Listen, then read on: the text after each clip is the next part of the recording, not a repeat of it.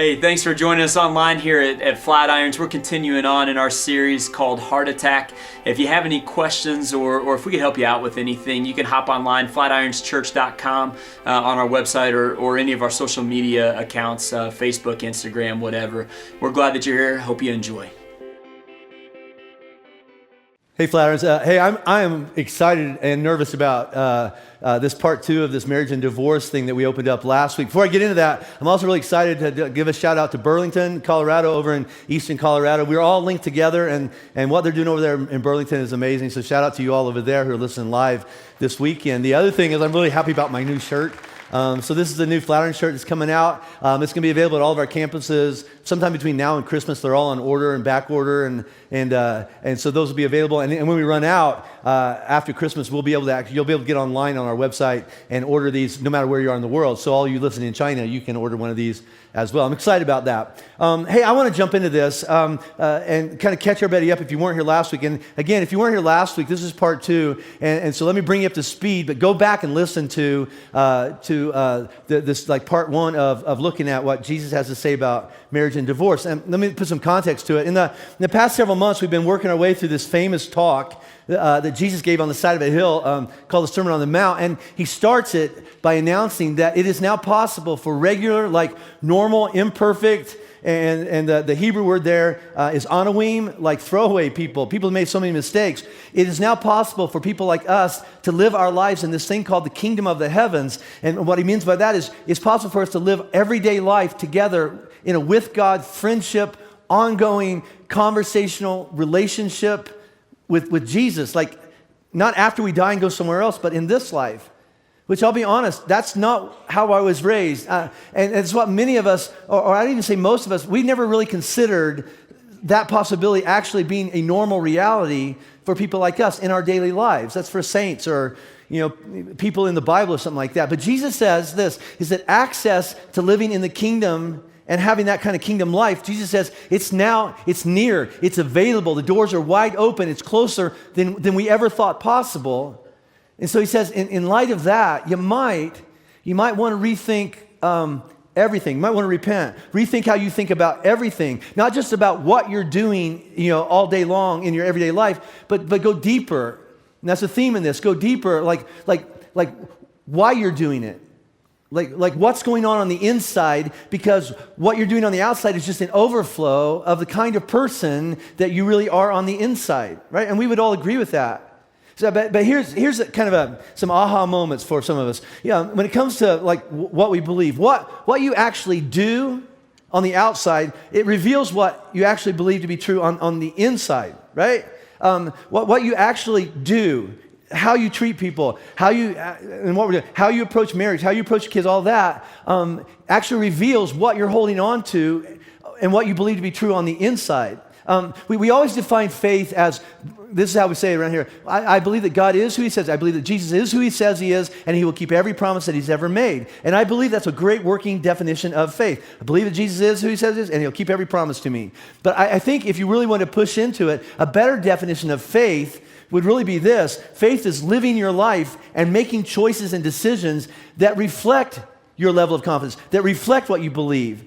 I'm going to live my life and I'm going to make choices and I'm going to do things as a reflection that I actually believe that God is who he says he is and will keep every promise that he has made to you. I'm going to do that. The half-brother of Jesus, Mary had some other kids, and one of his brothers, his name is James. He writes this later, and I'll paraphrase it. He actually says this. He says, "You watch what I do, and then you'll see what I believe." And that's true. I mean, because that's why we go, well, that's hypocrisy, because you say you believe something, but you're doing something different over there. Absolutely. Right? But the way that Jesus turns this whole thing like upside down is, he says, I'm not going to focus, I'm not going to just concentrate on what we're doing on the outside, on our outward behaviors. Here's what I want to do. I want to dig into what's going on in a person's heart that's overflowing in the choices and the actions that keep falling on our lives and the most important people in our lives. What's going on the inside? And he's contrasting religion with this better kingdom way. Religion says, oh yeah, we care about what's going on in a person's heart, but really, if you really want to know what somebody cares about or pays attention to, it's what they measure. right? And religion really just pays attention to behaviors. Do that, don't do that, keep the rules, do that, right? And you're a good person. If you break that rule, then you're a bad person. And that's what Jesus always says. Okay, you can approach it like this. Just do not murder, and don't say bad things about people, and don't have sex outside of marriage. And what's going on in a person's heart? Jesus says, I want to look at that. Right? It's not just about obey the rules about divorce. Jesus comes along and he says, time out. What's going on in a person's heart? And this is the metaphor we're using. Like way upstream, that's been going on in a person's heart and kind of flowing downstream that ended up landing in all the, well, that's why that got murdered. And that's why I said that about that person. And that's why I got divorced, right? And then last week, we looked at this. Why are you more concerned about the rules about how do I get out of a marriage? Why do you care so much about that? How about paying attention to this? What kind of person do I want to be or need to become so that I can actually build and experience a marriage that reflects this good thing that God designed and intended for me and my spouse to experience? He actually says it's very good. It's possible for you to experience. Why don't we look at that as opposed to when can I get out of this? And so here's where we landed last week. And when Jesus was asked that question, so how can I consider myself a good person because I want to get a divorce? When can I get a divorce? And Jesus has this tendency to answer questions with another question, right? So you want to know when you get a divorce? Here's his response. Well, haven't you read? It's right there in the Bible, he replied. At the beginning, the Creator made them, male and female, and said, for this reason, and the reason is because God says this works well. This works best in reality. So for that reason, a man will leave his father and mother and be united to his wife, and the two will become one flesh. Haven't you read that? So they are no longer two, but one flesh. Therefore, if all that's true, what God has joined together, let no one separate. And so the question that Jesus asks is, when can a person get divorced? And Jesus responds, well, haven't you read what God said about marriage? What marriage was created and meant to be and to give you and provide for you and protect you from? Way back in the beginning. And Jesus, he paints this picture. He describes this relationship that reflects something bigger and higher than two people who, like, I don't know, we met in a bar and we kind of had this emotional connection and it lasted for a season, so we got married, and then emotions changed and then circumstances changed, and then we didn't feel it anymore, and so we broke up, and then we moved on, and we tried to have that with somebody else, and then we repeated the same thing over and over and over. And Jesus says, there's something bigger that you're missing. There's something bigger that we're more important, deeper, that marriage was meant to actually kind of to provide for us and to paint a picture of what's really going on. Jesus described marriage as one man, and that's the Hebrew there, masculine, being spiritually and physically joined, and the Hebrew word is actually glued. So one man being glued to one woman, the Hebrew is feminine, right? Glued together by God in a new, so they were two, and they're going to become this new thing, a new, permanent, lifelong, two becoming one, this new creation. And really, if you really want to dig into it, it's three becoming one. Me, Robin, and the Spirit of God joining us into this new thing. And it's modeled after the Trinity, right? Of Father, Son, and Holy Spirit. The reality of this Trinity, three in one. And what does the Trinity do? Hopefully the same thing Robin and I are trying to do as well. Provide and protect one another out of love, having this intimacy and knowing one another and being known, mutually submitting, just like serving one another to accomplish what needs to be done. And so that's the picture. That's the vision. That's the goal of marriage. But we also looked at this, the biggest threat, right? The biggest threat to any and every marriage is a hard heart. It's not pornography. It's not affairs. It's not addiction. It's not emotions. It's a hard heart. And so we ended with these questions that go like this. Well, what would make a person's heart become hard?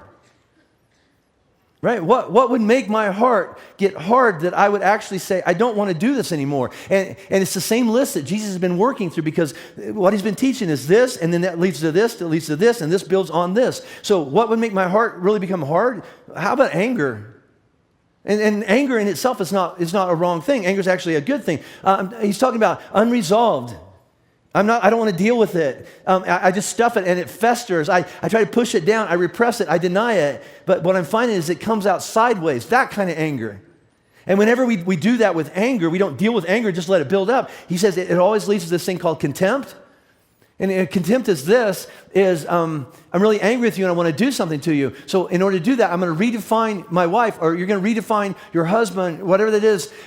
Even I'm going to redefine what marriage ought to be and what marriage ought to feel like and what marriage ought to do, even though it's different than what God says that it's meant to do. And the reason I'm going to do that is because I want to do something, but I have to step away from God and I have to step away from Robin and go do something different with somebody else, and I'll get divorced.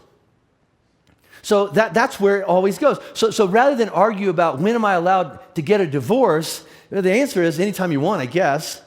But the better question might be this: what would need to change in my heart? All right, I'm only responsible for my heart.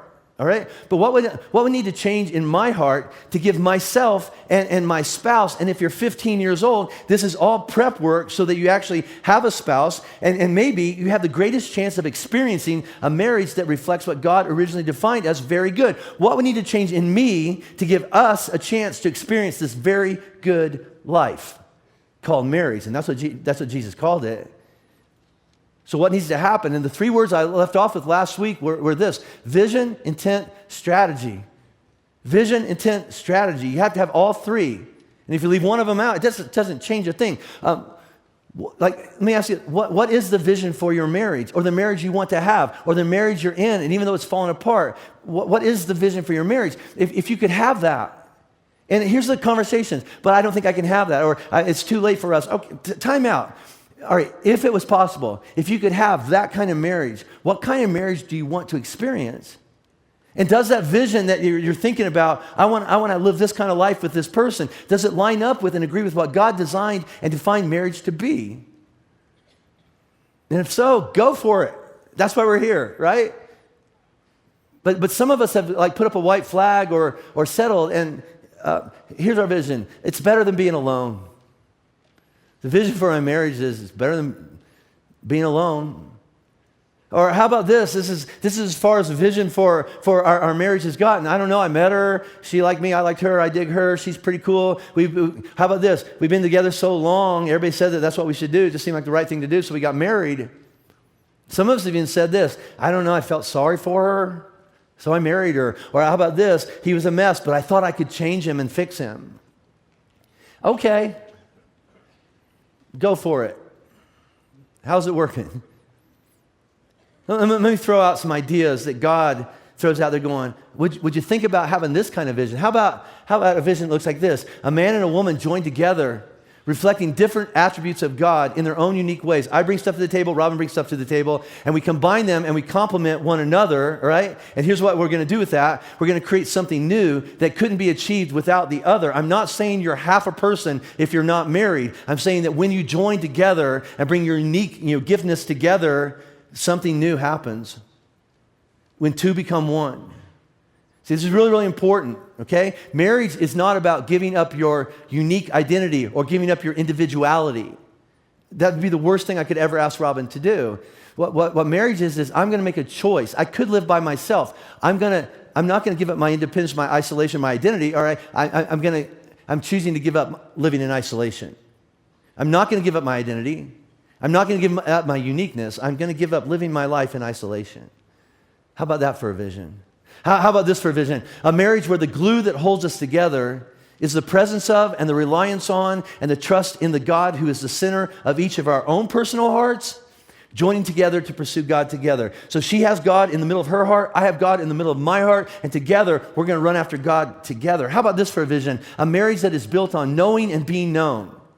Like no secrets, truthfulness and honesty, intimacy on all levels, right? The biblical term for that, Adam and Eve had it in the garden. They were naked and unashamed. This is all of me, and I'm not embarrassed, and I'm not hiding, and I am fully known. There's one person that knows me and loves me anyway. How about this? A vision, a marriage focused on serving one another and submitting to one another.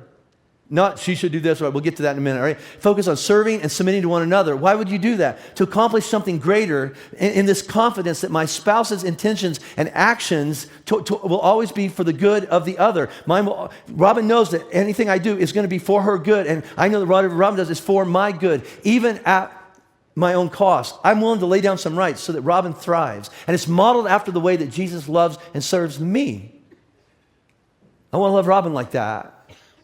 And Robin's trying to love me like that. Now that's vision. I would say that's a good vision. And I think all of us would go, yeah, that's awesome, all right? But the question that you have to ask yourself is, as good as that is, how about this? Is that what I want for my own life? Is that what I want for my marriage? And again, don't have those conversations going, but it's too late for us, and I'll never have that, and I'm so jacked up, and she's blah, blah, blah. No. So if you're honest, you go, yeah, of course I want that. Yeah, me too. I think every human being would go, yeah, I would love to have a marriage like that. But just saying that you want that, that's not enough. That would be like me asking you, if you could go any place on the planet, visit any place that you've always wanted to go, where would that be? And your answer would be, and I'm just going to pick this at random, all right, I've always wanted to go to Rome. Me too. I've seen the movies, gladiator movies and all that kind of stuff, and seen the pictures of the Vatican and stuff like that. I would love to go to Rome too. Right? Rome is there. Rome exists. Right? It's in Italy. Right? You're not there right now. You're here. That's just philosophy, I guess, all right? The question is, how about this? What needs to be done, and are you willing or not willing to do what it takes to get to Rome? And we're really talking about marriage here. You understand that, right?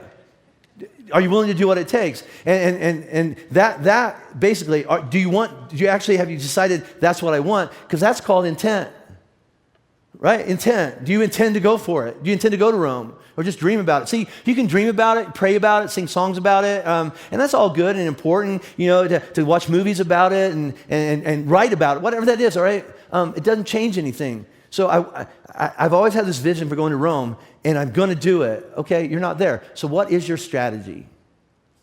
And again, we're not talking about Rome, we're talking about marriage. Everybody's still with me, right? So what do you mean, my strategy? What are you willing to do?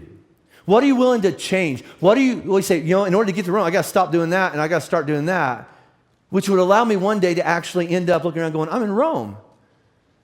And so this is what we're going to do today. It's like picture what we're going to talk about like a map, all right? And so, right, there's Rome, or there's this awesome marriage that I want to experience. That's the destination. It's right there, and I'm back here. So what is my strategy? What is my path? What steps do I need to begin taking like now so that one day I'm there in the future?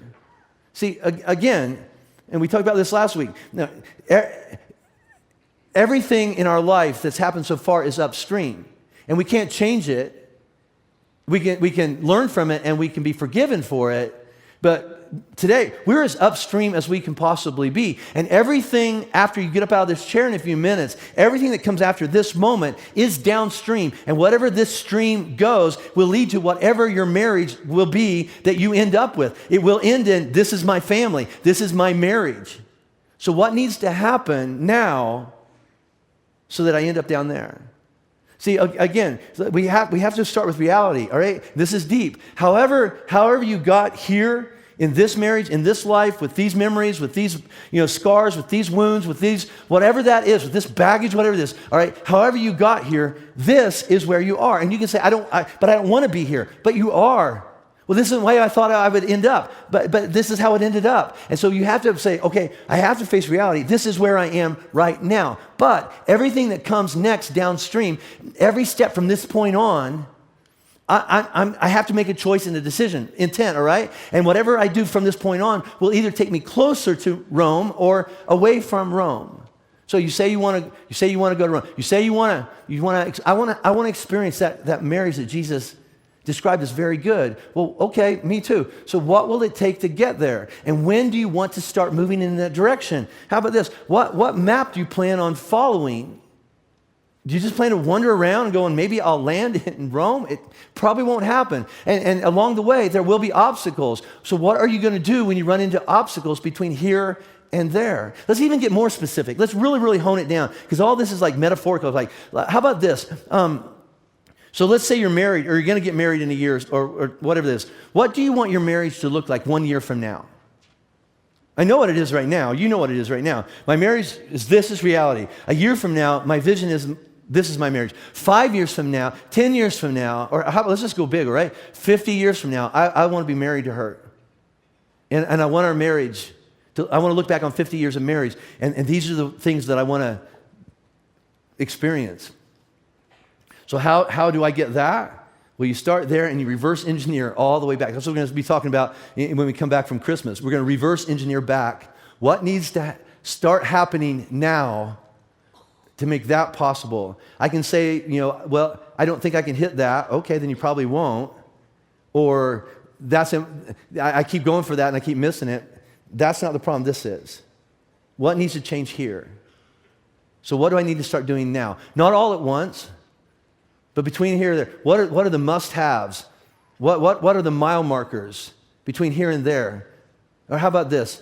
It's many miles away. Okay, but I have to start somewhere. So what's one step I could take?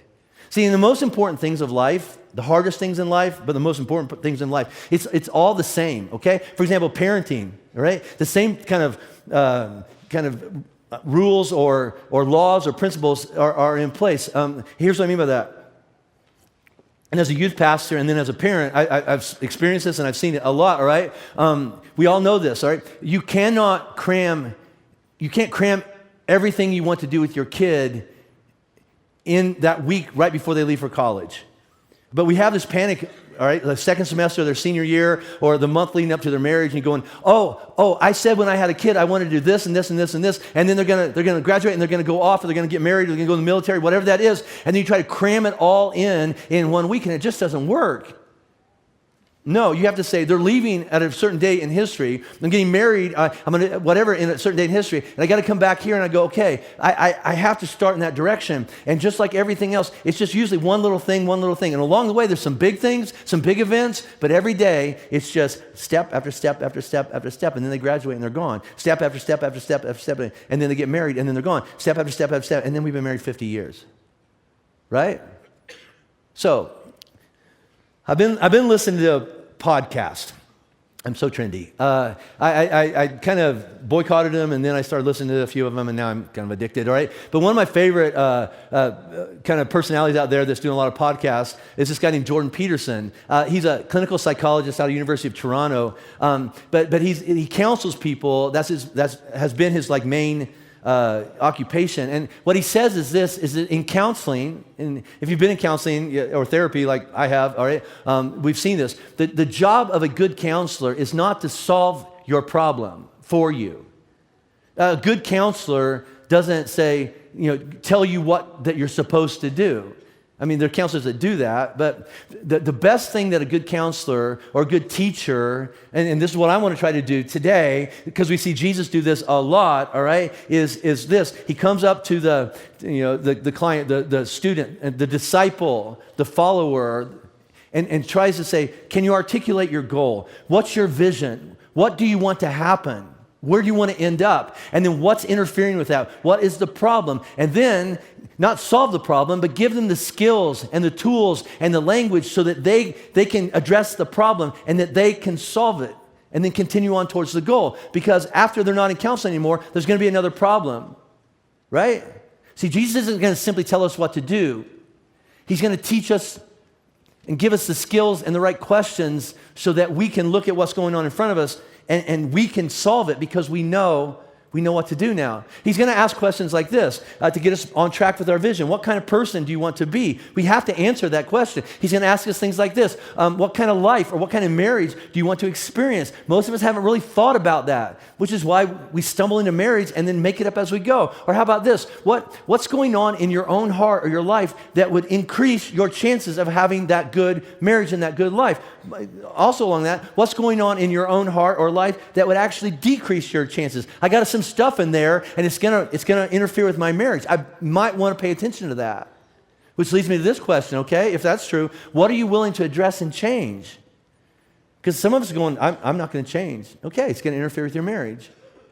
All right, let's just keep on pushing into it. He's going to ask us questions like this. What do you need to do different? Not what does she do, or he, you, all right? What do you need to do different or new from now on? Because we can't change upstream. We just have from here on. But what do I need to do different or better to move towards the goal? And this is that whole spiritual formation thing we've been talking about, right? Is that I've been holding on to this and doing it like this for a reason, but now it's not really working for me and I want something better. And Jesus says this is possible. I'm going to let go of this and I'm going to do something different.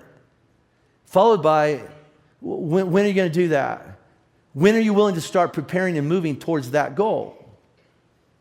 Well, someday, yeah, but nothing gets done. So here's what I want to do for the rest of our time together. You know, I mentioned that I started listening to this podcast by Jordan Peterson, but that led me to start reading a book. It's like an international bestseller right now. It's called 12 Rules for Life. It's a really good book. You need a dictionary, but anyway, where he's kind of laying out some big rocks for behaviors and interacting with people around you to actually experience a good life. And he's so intelligent and articulate, and I get smarter just reading this book. But I can't ever do that, and I'm not even going to try to be Jordan Peterson. But as I'm looking at that, and I knew what I was going to be talking about today, I had this idea, and my plan is kind of like this. I've never written a book about this. I might, who knows? Let's see how this goes. But the rest of this, if it were in a book form, I would entitle that book 15 Rules for Marriage that have helped Jim and Robin stay married for 34 and a half years and counting. Or 15 rules that have kept Robin and I on track. Meaning this, so we started together back in 1984, that cute little couple right there, hairy couple right there, and then this is 2018. So the question is, what are the rules, or what are like the guardrails, what are the laws and principles, you know, Jim and Robin anyway, that have said, okay, this has kind of kept us on the road to get to where we need to be. And if they weren't in place, something very different might have happened. So kind of what laws and principles have you all been operating by? All right? And again, you hear rules and laws. The biblical purpose of rules and laws is to provide the best environment for something to flourish and experience what God meant it to experience. And also, the rules and laws are also to protect it, my marriage to Robin, to protect it from anything and anyone that might try to damage or take it away from us. And in this case, it even applies to us. What might I do that would actually steal something from Robin? What would Robin do that would actually steal something from me, and then I don't get experience, or she doesn't get experience all that God has to say? Now listen, I am not saying that you should adopt these rules. I'm not saying that if you take on Jim and Robin's 16 rules for 34, you'll have 34 years of marriage, all right? I'm not even saying that they will directly apply to you and your situation, all right, specifically. So don't write me that email. But I will say this, and I'll stand by it. The truth and the intent and the heart behind every rule that I'm about to put up there, they will apply to all of us because they agree with what God says is true, and they agree and try to provide and protect the thing that God is trying to provide and protect so that Rob and I can experience. Now, everything I'm about to say to you, I've not done any of it perfectly. Neither has Robin, so we are not an expert on this. I'm just throwing out 15 things that we've learned in 34 and a half years, and we didn't do it for some of the years, and then we figured some stuff out, and now this is a rule. So what I'm about to give you are rules that have been imperfectly practiced and mostly learned by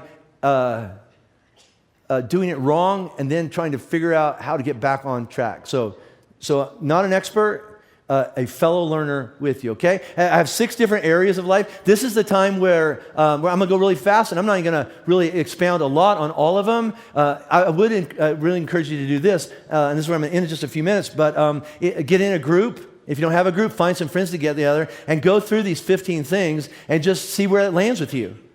I agree, I disagree. That's true, that's not true. I think Jim's from outer space. I think this would actually work better. Okay, great.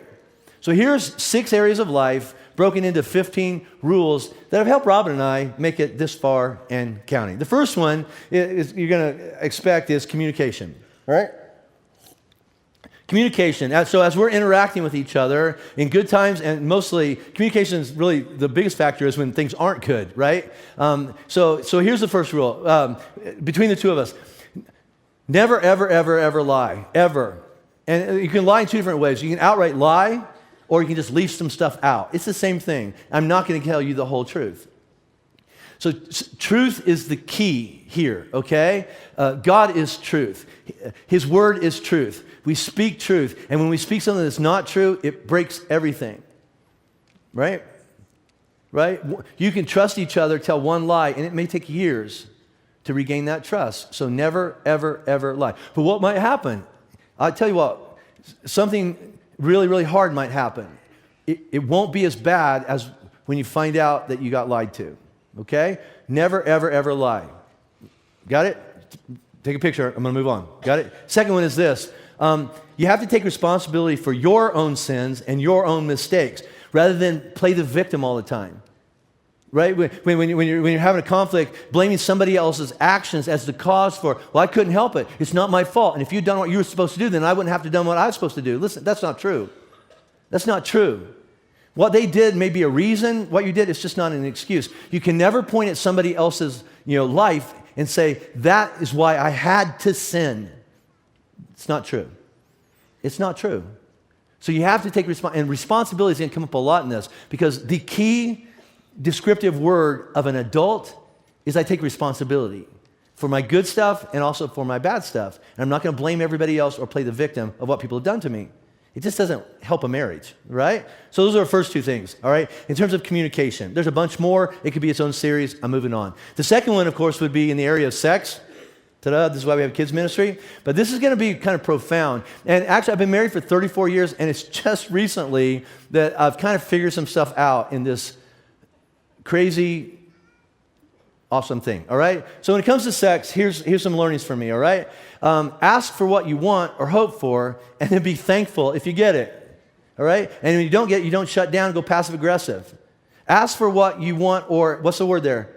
Hope. And hope's really, really, really, really important. I have hopes, I have dreams, and I have wants, okay? That's not anything bad, okay? Let me look at this next rule and it kind of compares it. The next rule would be this: don't demand what you expect and then punish them when it doesn't happen. We're really good at this.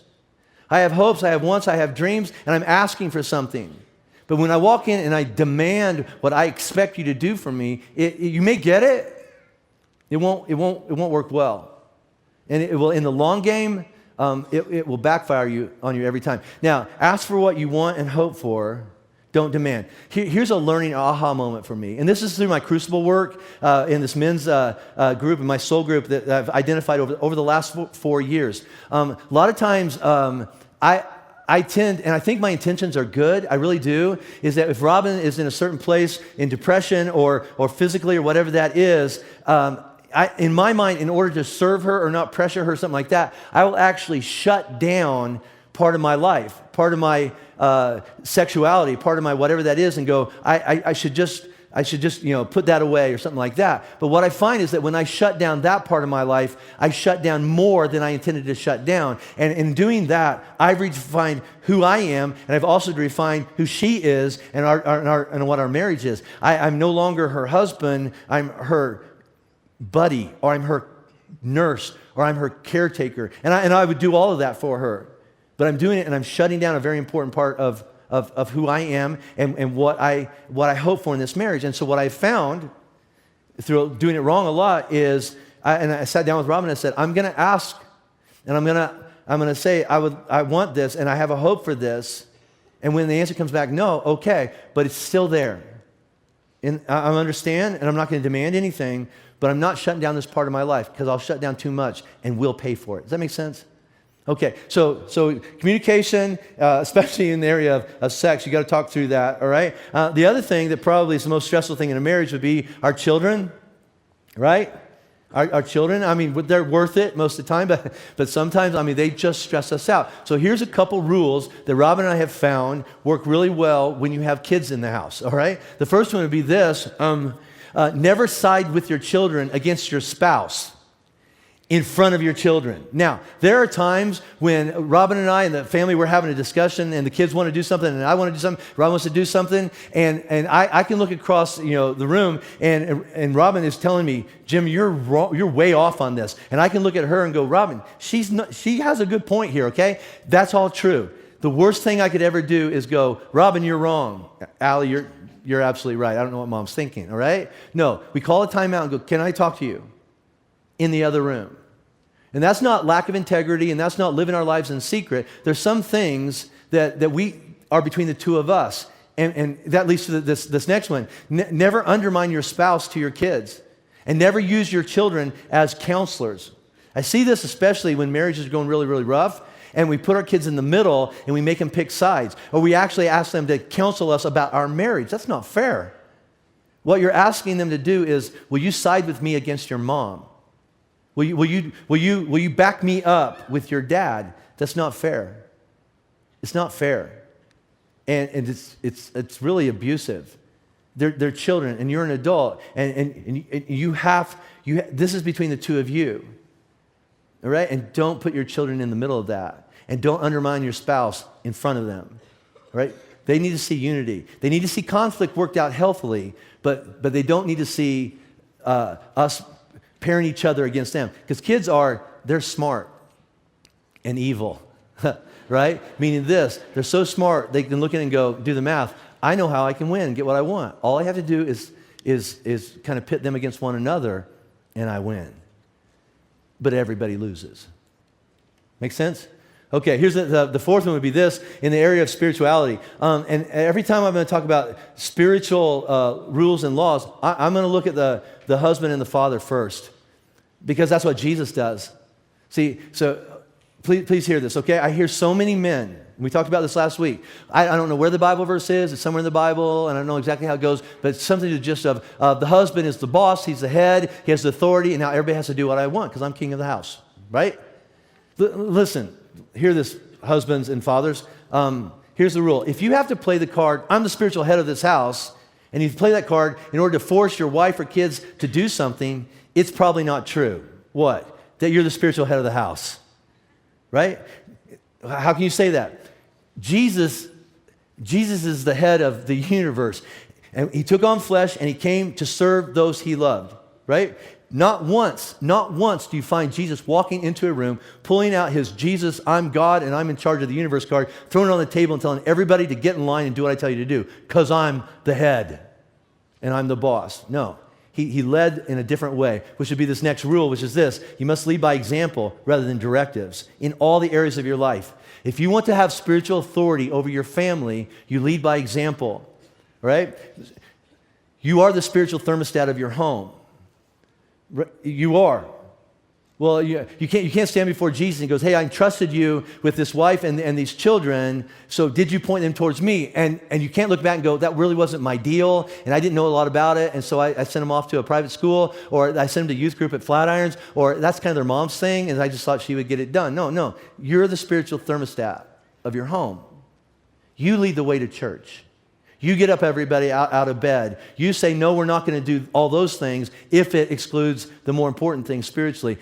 You lead the example in how we spend our money. You lead the example of the things that we entertain ourselves with, the things on our TV, the movies that we go. You set the example of that.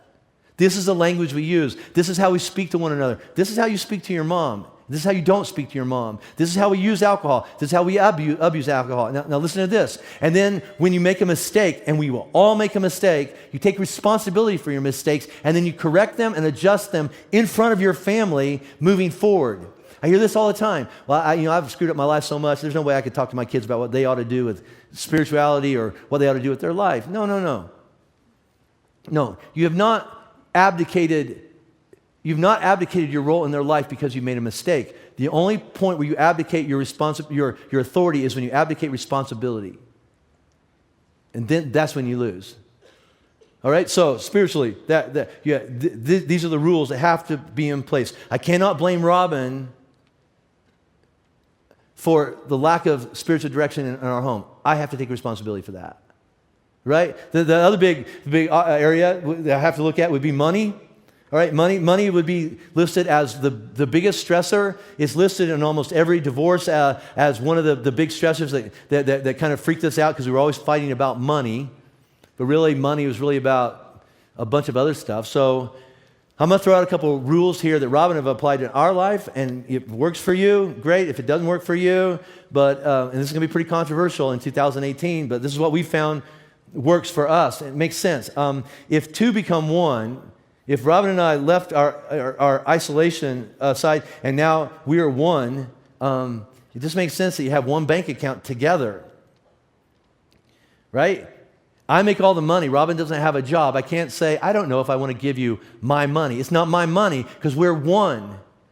And I know this is flying in the face of a lot of us because we're sitting there going, well, so we have this prenuptial. Okay, so when you have a prenuptial, this is my opinion. This isn't in the Bible. I think the foundational truth is, though, the reason you have a prenuptial agreement is because you're assuming that this isn't going to work. It's kind of like co-signing for a loan. The bank makes you do that because they know your kid's not going to pay for the car, so dad, you have to pay for it, right? So when you say I have a prenup, what you're saying is, I don't trust you. Let's just call it out. If you don't trust the person you're going to marry with your money, don't marry them. Right? If you're not willing to say, hey, listen, we are one, unless you do this and then I want my stuff back, don't marry them. I'm not saying that's what you ought to do. It just seems to line up with what marriage is meant to be. Let's keep on going with money because that's really awkward and people are staring at me. Make, agree, and execute a financial plan together on our money. What do we want to do with our money? Where do we want to point it? What is our goal together in money? How are we going to spend money? What are we going to do in these kind of circumstances, right? And then regularly review that together and then go, okay, we're out of bounds here, or help me understand this over here, and then bring it back accordingly together, right? That doesn't matter if who makes the money, if she makes money, more money than you. Together you come together and go, this is our money and our life. Where are we going to point it together? That's just oneness. And here's a big one. This is going to sound like, well, you're saying it because you're the pastor. No, because I didn't do it for a long time. But here's what I would say is going to keep your money in the right perspective. Tithe to your local church. I'm just saying it. If this is your church, you should prioritize money in your life towards the things that God's doing here. And if you don't trust this place, you should find some place that you do trust. Because when you tithe to your local church, you assure margin in your life. If you're saying, I'm going to take 10%, my first 10% off of my income, and I'm going to point it towards the things of God, you're now in a mindset of margin is carved into my life for the things that are important. I maintain correct priorities because there are some things that always come first, and it's a safeguard against greed. If you say, okay, I'm always going to put God first, then you have guaranteed, and Jesus says this a lot, be on your guard against all kinds of greed. Well, where does greed come from? A heart that got hard and selfish. So what is the antidote to a selfish heart? Generosity, right? So what should you be generous towards? The things of God. What is the place that's feeding you spiritually? Biblical is your local church. So Robin and I, we tithe 10% or more back to Flatirons because we agree with Flatirons and what God's doing here, but also because what it does for us. It brings unity in purpose and goals. It keeps our priorities in line, and it keeps us out of debt. Because we have a plan. So, of all those things, all the things that are going to come up there, it's going to lead to this area, conflict and arguments. Listen, I don't care if you're the best couple in the whole world and you're in love and we agree on everything. There's going to come a time in your life where you go, now we have a problem. Now we have a problem. And you're going to fight. Especially, in those first few years of your marriage, you're going to fight because you've never done this before, you've never seen this before, and you've never come out on the other side of it before. So when you go into the fight, you just think, this is it. I mean, I don't know how many times, in the first year of marriage, we all thought, this isn't going to work. I've made a huge mistake, right? So we're going to fight. So we have to have some rules in place to fight fair. To fight fair, all right? And again, so we're trying to pay attention to our hearts because however we fight is the overflow of what our hearts really, really want. So here's the rules that Robin and I have practiced pretty well, I'd say, on this. And that is when we're fighting, we never call each other names. And I look back over 34 years, and I think we've done this one pretty well. All right? Robin she's my wife, she's sweetie, babe, hun. Now, sometimes she acts very different than that. Just because your wife acts bitchy, you can't call her that. Just because I do some really asinine things. I'm husband. I'm not an ass. Right? Because when you redefine me as something other than husband, other than wife, other than we're in this together, we are two become one, joined by God, now I can do something very different to you because you're just right? So we don't do that. I'll tell you the one thing I remember violating this in my family is the same thing is true with my kids. I've never called them anything except by their name or by a nickname that's very, very affirming. Their son and daughter, they're Jordan and Allie. They're Babe and Jordo, Buddy, whatever that is, okay? The one time I violated it, Jordan was 19, and he was, I caught him in an ongoing lie. He lied to me about something over and over and over and over. So he's lying to me. And in the middle of the heat of the battle, I looked at him and went, "You're just a liar." And again, that's nothing. I called my kids much worse. Okay, I never called Jordan anything except my son. I called him a liar, and we were in our family room, and literally his knees buckled, and he fell back on the couch. He didn't know what to do with that. You just redefined me. And I knew, I just wounded one of the most important people in my life. I just broke their heart. So we don't call each other names, even though we're doing those behaviors. Make sense? Here's another one, and I can say that we've never done this. Never introduce the D word when you're in a fight. Don't bring up divorce as an option, a solution, or a threat, even when it's the only thing left to say. Because when you say, then just divorce me, or why don't we just get a divorce, or it's a matter of time, or how about this, a threat? You knock it off, or I'll get a divorce right now. See, once you speak that out loud, you can't unspeak it. It's now laid on the table as an option. Sometimes when I'm fighting, Rob and I have been going at it so hard, I've actually found myself, then why don't you just...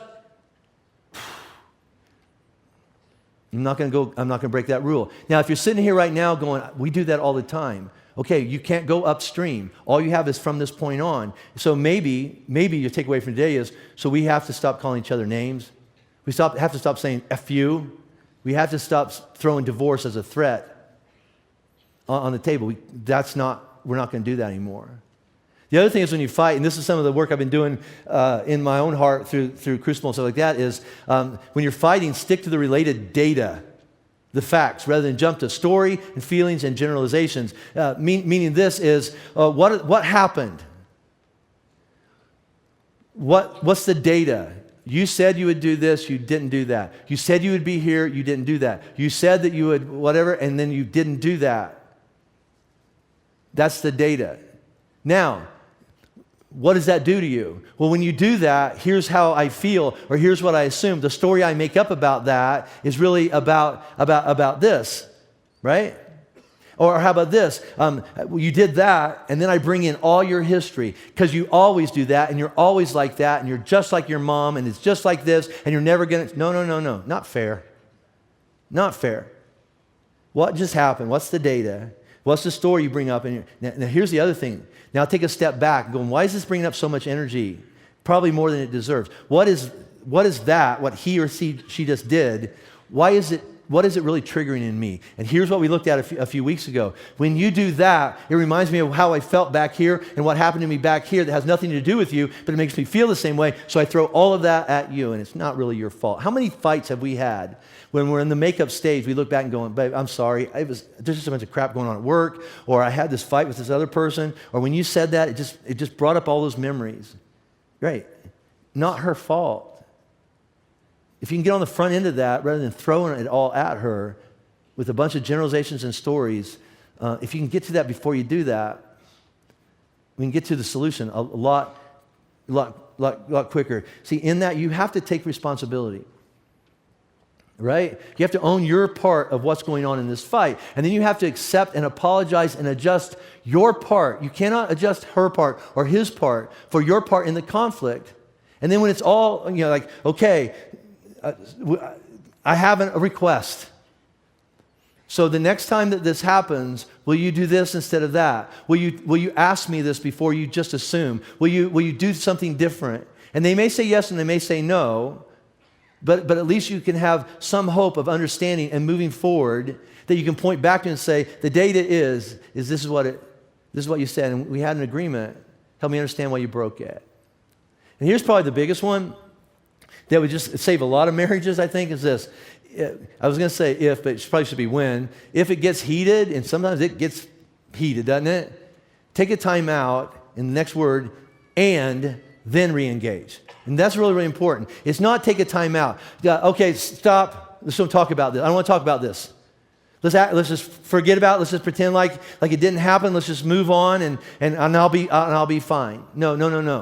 No, it's, listen, I need to take a time out, or I'm going to say some things or do some things that I've done in the past, and I don't want to do those anymore. I need a breath. I need to take a walk. I need to just be by myself and just calm down, and I got to rethink some stuff, right? I want to rethink because I don't want to do it the way I've done it before, and then I want to re-engage. Because, listen, if you don't re-engage and you take that anger and you stuff it, it will lead to something worse. I'm fine. Don't worry about it. I'll get over it. Move on. Just don't talk about it. You just stuff it. I had a counselor tell me, I put it in a closet. I put it in a closet. It's nothing. And then that closet door starts just bulging, all right? And then my kids or some innocent person walks by, and they do one little thing, and they get the whole avalanche. Now, I'm done. Let me just say this. I said that everything I'm going to talk about today, it might or might not apply to you, right? I'm not saying that my version or our Robin and I's our opinion or our interpretation of God's truth is exactly what you should do with your life and marriage and your situation. I'm not saying that. I would say this, all right? If you're sitting here right now, or you're listening to my voice, and as I've gone through these 15 things, it's brought up something in you. And you're sitting here right now, and you're just really you're pissed off. I'll be honest with you. You're defensive. You're angry. You have some resentment. You're really hating me right now, and you're thinking stuff like that. That's so easy for you to say, Pastor Jim. Your life. I bet your life is easy. You've never really had to face anything really tough in your life or in your marriage. Okay, so I'm going to be really honest with you. If you were to say that to me, you don't understand. You've never had anything hard happen in your life. A couple things come to mind, all right? And they all violate everything I've been teaching about the Sermon on the Mount. I'm going to get really, really angry, all right? Because what Robin and I have faced and how hard we have worked, every statistic says we should be divorced. Every statistic says that one of us should be dead by now, right? So when you dismiss and say, you don't really have real problems, and we do this to one another all the time. You're just doing it to me right now because I'm in the middle of the stage right now. Here's what, if you do that to another person, I'm going to call you a name. I'm going to redefine you, very different than what God says that you are. And then I'm going to break something we're going to look at. I'm going to slap you on this cheek, and then I'm going to slap you on the other cheek, and then I'm going to go probably for your throat. Because for you to question my life, and Robin and our story, all right, that you don't know anything about. You don't know everything about everybody else's marriage that you throw stones at, all right? You dismiss something that you don't really understand. By definition, that just makes you, and I'm going to be really careful here, an ass, and that's contemptuous. But this is a stubborn, closed-minded,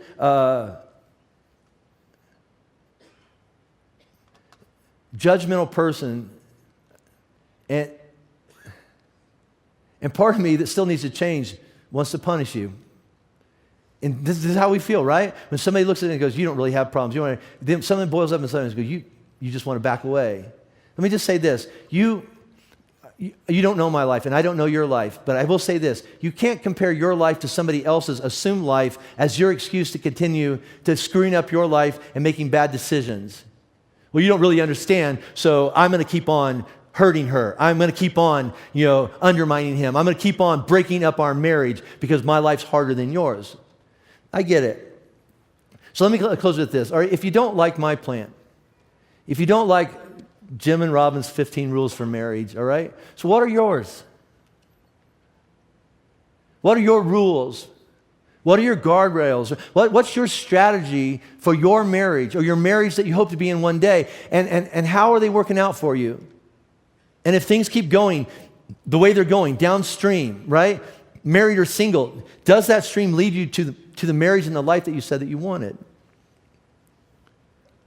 What's your strategy? What do you want? What's the vision for your life? Now, listen, I'm not going to tell you what it ought to be. I'm not going to tell you what you should do. I'm going to throw out this is this is probably one of the things when Jesus says based on what he says is real and true and works, based on what he says will provide and protect for you because he loves you and wants you to experience a good life. Would you be willing this week? Here's all your homework, all right? And again, we're going to work through this in groups, but you can work through this with another person to write down what your vision is. What do you want for your marriage? Where do you want to be a year from now, 5 years from now, 10 years from now? And you know what, if you go, I don't think I can ever make it to Rome. I don't think I can ever have that kind of marriage. So I'm going to go for something. I get it. But if you aim for Rome, if you aim for this marriage that Jesus described and you don't make it, you're at least going in the right direction. If you aim for this and you make it, Jesus says it's not as good as it could have been. So here's what I'm going to ask you to do. One is, would you look at what you've been holding on to going, this is life, this is marriage, this is relationship, this is sexuality, this is my plan. How's it working for you? Lay it beside what Jesus says is better, and would you be willing to rethink how it looks moving forward? I'm going to push it another. Get in a group, and we're going to talk about this, but if you're married, or if you're dating, I just gave you 15 things to talk about on your next date night, on your next, there's nothing on TV, what do you want to do? Let's just go through those communication things. Let's just go through those, I have hopes, but I've turned them into expectations. Hey, I have kids and you have kids, we got married and now we have these kids. How are we going to do this and have a marriage? I just want something better. The question is not when can we get a divorce, how far can we go before we screw things up? The question Jesus wants you to rethink is what do you want? What is better? And what's going on in your heart? And what needs to change in your heart so that maybe someday we have something good. I'm going to pray and then we'll worship together and let's just go home and think. So God, in this moment right now, a lot of emotion, I'm sure. It might be anger. It might be frustration. It might be confirmation. We're doing something right. We felt like we were the only couple even trying to hang on to that, but we're doing something right. God, I know you want us to experience goodness and love. You want us to experience this wonderful life, abundant life. But to get there, it might hurt. I heard someone say one time, you don't want us to feel good, you want us to be good. And God, if it hurts our pride and it hurts our ego, if it hurts our feelings, but it leads to something better, then God, reveal to us what needs to change in our hearts. That's all we could hope for, is that you'll change our hearts into something better so that what comes out of us leads to something better. God, I pray for every marriage represented here. I pray for every single person that's trying to hang on to you, every married couple that's trying to hang on to you, and every divorced person that's trying to hang on to you right now. There is no judgment. There is no shame. There is no guilt. There is just forgiveness and grace, and there's just from now on. And that's what you have to pay attention to. I want something better. And so from this point on downstream, God, I want to follow you. I pray this over every relationship. Listen to my voice right now. It's in Jesus' name I pray. Amen.